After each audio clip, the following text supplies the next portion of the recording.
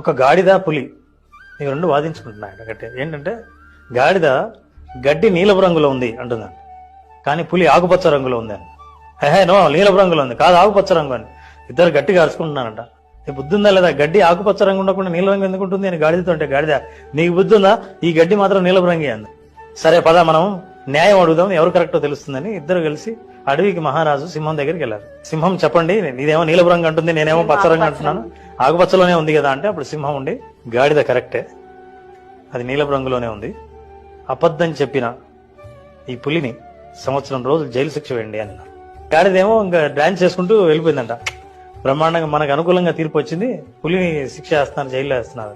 అప్పుడు పులి అడిగిందంట, ఏమయ్యా నా జాతి దానివి నువ్వు, రోజు గడ్డి ఆకుపచ్చగా నీకు కనిపిస్తుంది, నువ్వు ఎందుకు నాకు శిక్ష వేస్తావా?